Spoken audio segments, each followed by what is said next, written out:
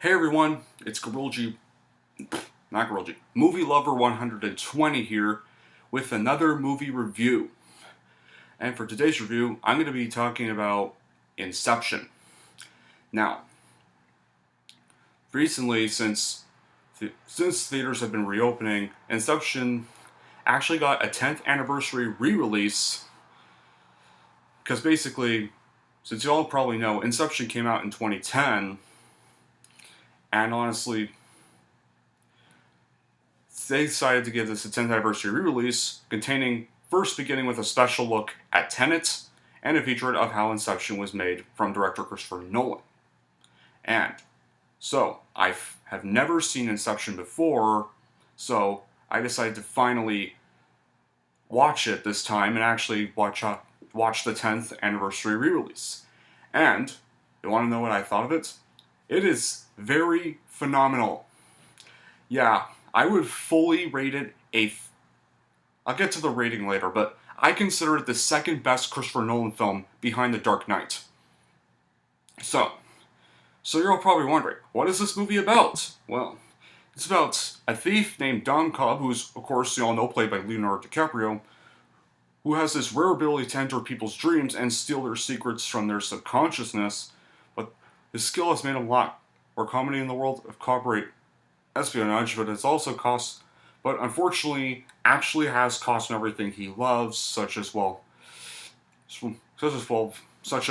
wife, and is basically separated from his kids as well. But now he finally gets a chance of redemption when he's given this seemingly impossible task by planting an idea in someone's mind. And if he succeeds, it will of course be the perfect crime, but there is also a dangerous enemy that is anticipating Cobb's every move.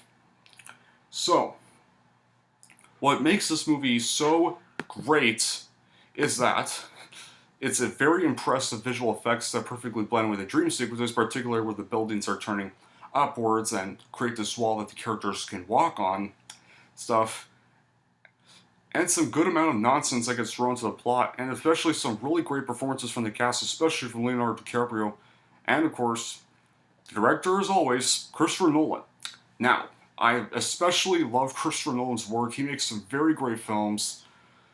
He makes great films like Memento, The Dark Knight Trilogy, Dunkirk, everything, and of course we get Hans Zimmer's perfect musical score. It's well done, and it's fitting for each scene it is during the film.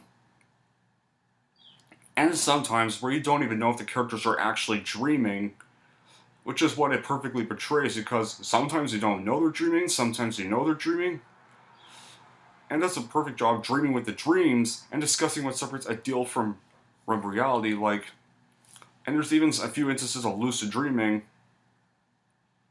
And they don't even do any CGI. They actually do everything on camera. So there's no green screen, there's no CGI mess, everything. And it's also got packed with action and highly fast paced, even if it is a little nearly 3 hours long at times. Now, are there some flaws? Well, yeah, sure. There are a few flaws every now and then, but guys, every good movie has flaws, and we just gotta kind of accept that. But there's kind of a confusing plot, and it might end up requiring kind of a few re-watches every now and then. And yeah, it is a little long, about 148 minutes, really. But other than that, I would definitely give it a very good watch at home or theaters, whatever you feel like. Well, if theaters are reopened in your area, that is. But if they're not, then it's good for a rewatch. It's good for a little watch at home if you haven't seen it, or probably have. But with this 10th anniversary re-release, there are a few things you should know if you don't really like extended runtimes. Before the movie starts, there is a little special look at Tenet, stuff coming from Tenet, that so far has not been delayed yet, but it currently seems to still be keeping its release date so far. And of course, there's another featurette. Well, this Tenet featurette shows the making of the film, everything and how they all produced it.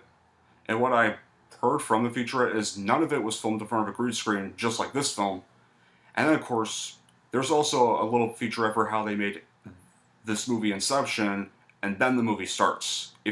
So keep in mind, if you plan on watching your 10th anniversary release, if it's showing in your area, then you're probably going to likely get 2 featurettes. But if you don't want to sit through the featurettes, then maybe just watch it at home, or maybe arrive you could arrive a little later. It might not kill to actually arrive a little late for it. But now, for my final score, I'm going to rank it a 10 out of 10. Easily my second favorite Christopher Nolan film. So, how will I rank most of Christopher Nolan's films? Well, I enjoy The Dark Knight, then Inception, Batman Begins, then Dunkirk, then Dark Knight Rises, then Memento, and I think his only weakest one I think the only weak one he did would probably be Interstellar. Yeah, guys, I was not a big fan of Interstellar, but it's still a good film. It's just, it didn't really catch my attention. But all in all, yeah, once again, I would definitely recommend this movie if you ever get the chance to see it, or maybe even watch it again if you've already seen it. But if you haven't seen it, definitely give it a watch. You will definitely love it. Well, now that'll be it for this movie review, guys. Thank you all for watching, and if you like this and want to see more, then don't forget to like and subscribe to Movie Lover 120.